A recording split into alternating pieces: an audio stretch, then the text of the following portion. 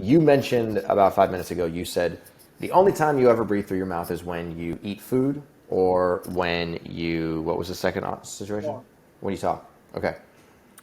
Um, when I exercise, I am a heavy mouth breather. And I have actually trained myself to be a heavy mouth breather, a heavy nose in. I take a very strong inhalation through my nose and a very strong exhalation through my mouth.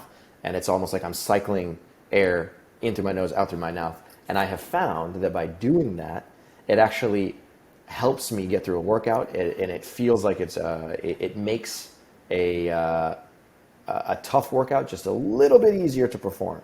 So I've Right. actually, trained myself to do that. But I've actually seen some videos that you have posted on your Instagram account Mm. of you exercising with your mouth closed, completely mouth closed, and you're only breathing in through your nose, or you're holding your breath completely. And I realize you're a master breather, so you're like 1,000 levels beyond me. However, my question to you is, do you always recommend only breathing through your nose when you exercise? Because it's not easy to do. Yeah. The reason it's not easy is because the nose is blocked and the diaphragm is weak. So I do Okay. recommend that. Now, so what I had to do when I started on this journey 4 years ago, I had to learn how to breathe through my nose while exercising. So I had to put my ego in my pocket and say to myself, from now on, my breathing is going to dictate how hard I exercise and not the other way around. Because most people, now I'm 52, and most people who get to be older, when they're exercising, they realize they can't work out as hard as they used to, and they say, well, I'm getting old. And that's actually a load of bullshit. What happens is, because you're not in control of your breathing, and you're breathing too heavily, too hard, you're increasing your level of breathlessness, you're not managing your blood gases, and that's why you can't get through the workout. So if you watch a horse race, you will never see a horse breathe through its mouth. If you watch a cheetah chase down prey, or any other animal for that matter, you will never see them breathing through their mouth. Now, let's say the lion can't catch the prey, what does the lion do? It stops, right? It fully stops. It controls its breathing. It might breathe through its mouth to cool itself off, and that's different because it's hot in the Serengeti. But most of the time, the animal's going to stop and it's going to recover its breathing, and it's not going to go right back to exercise because animals use play. When they're children, they play to exercise, they have fun. All the animals play. Humans, we actually force ourselves to exercise, and because we've never been taught about breathing, we push ourselves to the point where when we're heavily breathing, we think that that's making us a better athlete or exerciser, when in fact it's not true. It's actually promoting our level of breathlessness. It's promoting our inability to be slow and controlled breathers. So when I exercise, no matter how hard I'm training, I am 100% focused on trying to breathe as gently as I can when I exercise. And I have Olympic athletes, and I'm teaching them to breathe as little as they can when they're training their hardest, which means they have to be very in control of their diaphragm, and they've already had to been practicing strong breath holds because that gives you that ability to have a higher threshold to carbon dioxide. So that's very important. You're going to have to actually stop exercising as hard as you want, and you're going to have to start letting your breathing, as soon as you can't breathe through your nose, you should slow down or stop. And I did that for 4 months. And then I was able to train myself to breathe through my nose. Now I can breathe through my nose the entire workout. And so now that you've gone through that 4 month period where you let your breath dictate how strong or the rate at which you were exercising, now you're back to your whatever, the exercise rate that you were at before you started nose breathing. And now you're doing that same rate, only breathing through your nose. That's right. And like you said, over the summer, I was able to sprint for 200 meters up a hill without breathing. I saw that. I was actually holding my breath while watching that video, and you were running, and you came back, and then you finally started breathing normally, and you took, I think it was 6 breaths Yeah. of like 6 very normal breaths, and you didn't even look like you were out of breath. Meanwhile, I'm sitting here, sitting on the floor, looking at my phone, and I couldn't even hold my breath for the same amount of time that you could, even though you were the one exercising. Right. So I've increased my threshold of carbon dioxide exponentially, right? And that's allowed me the ability to recover.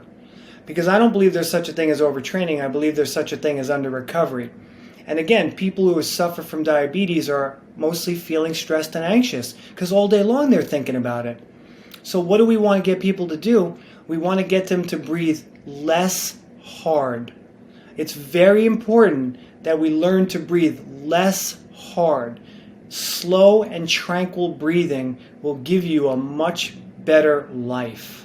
This is actually mind-boggling because I've never thought about metering my exercise effort based off of how well I could breathe. I always thought about it as being, oh, I can exercise as hard as I want, and if I can't breathe, that means I'm a crappy breather. I should try and breathe harder. But what you're saying is, no. It's not about breathing harder. It's about breathing less and being more efficient with each breath. Well, let me interrupt for a second because it's kind of known that athletes don't live long lives.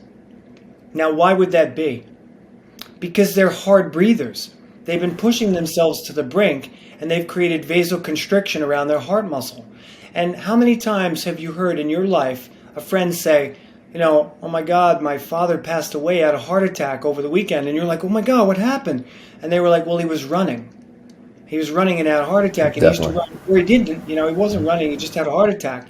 And then the friend would say, but he ran every day of his life, Right. But because he was breathing through his mouth, he was creating vasoconstriction. He was constantly oxygen saturated, low CO2 levels, low nitric oxide levels, which created all this constriction inside the body. And then what did the body do? It couldn't handle the pressure, so the heart muscle gave out. So yes, if we think about it in terms of that, I need you to breathe less hard now. You need to allow your breathing to dictate how hard you work out. And you will become a better mover if you do that. It's just going to take a little bit of time. Yeah, and that actually, I've been performing CrossFit for the last 4 years, and I'm absolutely addicted to the feeling of being in a high intensity workout. But in order, so I realize that there's pros and cons of doing that. It makes perfect sense to me. But what you're suggesting is that breathing less is actually going to be more effective, even though it might slow down the rate at which I exercise temporarily. I'll eventually get to a point where I have a stronger diaphragm and I have more efficient gas exchange, and as a result of that, I'm going to become a better athlete over the course of time. That's right. Now, I'm sorry to rain on your CrossFit. On my CrossFit parade here, go for it. But, they're not teaching you how to breathe. They're just teaching you how to train your muscles. It is true. That's without any observation or intuitiveness about what is this doing to either increase or decrease my lifespan. So if we're hard breathing, we're decreasing lifespan because we know that hard breathing decreases heart rate variability. in general, I would say yes. CrossFit doesn't necessarily, CrossFit as a sport doesn't necessarily teach their athletes how to breathe. That's perfectly true. I will give the coaches that I work out with a big shout out because they do. And one of the techniques that they tell us is they teach us how to nose breathe. And I always find it to be extremely uncomfortable. What they teach us how to do is they basically say, go through a tough effort, and then during the recovery process, close your mouth and nose breathe, right? And I think they're doing that because it would be too much to ask the athletes to do it during the actual workout itself. But point being is that it's a good technique that will eventually result in more efficient breathing. It is a start. It is good. But the reason it's so hard to recover through your nose afterwards is because you weren't breathing through your nose to begin with. So your body's not used to it. Interesting. Okay.